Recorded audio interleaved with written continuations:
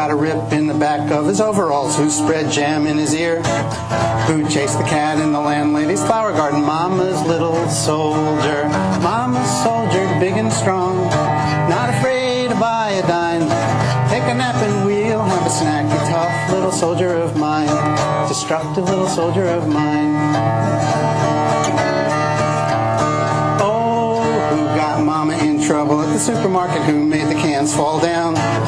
Who isn't going the next time she goes? Mama's little soldier. Mama's soldier, big and strong, not afraid of iodine. Take a nap and we'll have a snack. You tough little soldier of mine, destructive little soldier of mine.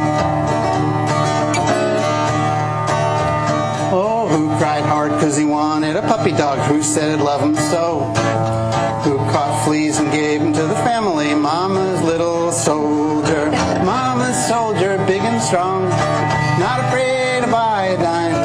Take a nap and we'll have a snack. You tough little soldier of mine, destructive little soldier of mine. I was the shortest kid of any kid my age. Now, this was not a trait that I particularly desired.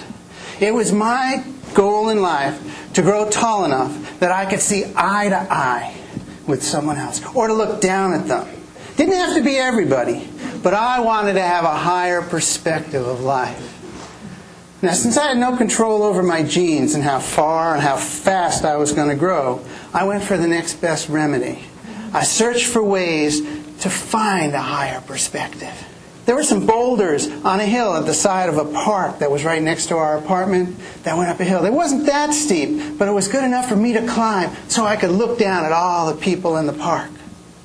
In our kitchen, in our apartment, my mother and my father and my two older sisters, they needed to use a stepladder to get anything out of the cabinets, but not me. I needed that higher perspective. I would hoist myself onto the sink, climb up onto the counters. I could get anything I wanted. The counters and sink could easily handle my weight. I loved to climb. I loved to look down at things. I loved to be able to do things that other kids and people couldn't do. And I felt powerful. Now, I never got hurt doing any of that climbing. But sometimes seeking the higher perspective wasn't necessarily the best choice I ever made. When I was 5 years old, my father took me on a venture to the local chemical corn bank. Now, going anywhere with my father was a treat. And it was about a half mile from our house, so we decided we were going to go walk to the bank. It was all uphill, and it was a pleasant walk. We didn't have much conversation between the two of us. We crossed a number of local streets and a big boulevard, Riverdale Avenue, to where the bank was on the other side. Now, my father had to wait online to make his deposit. Now, you should know about my father. My father came to the United States from Germany just before World War II. And like most men who grew up in those times and with that kind of an upbringing, he was rather strict and demanding. But there were times, despite his stern facade, where he could be disinterested and forgetful. Well, while he was waiting online, sort of lost in the moment, I was allowed to free roam. Now, roaming free to me meant that I could go anywhere I wanted, inside or outside, just to hang out until my father was done.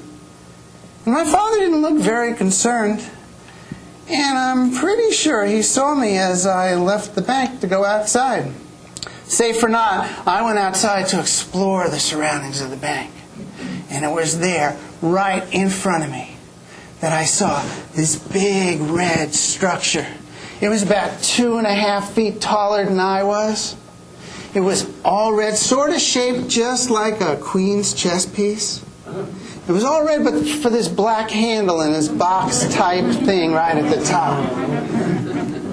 It stood there challenging me to reach the summit. And I looked at it carefully, and I said, you know, if I can get my feet around the bottom and grab around the whole thing, I could probably shinny up to the top of it. A worthy endeavor for a 5-year-old boy. So that's what I did. I put my feet right on the base, grabbed it around, and slowly began my ascent. And as I got near to the top, I reached for that black handle for support.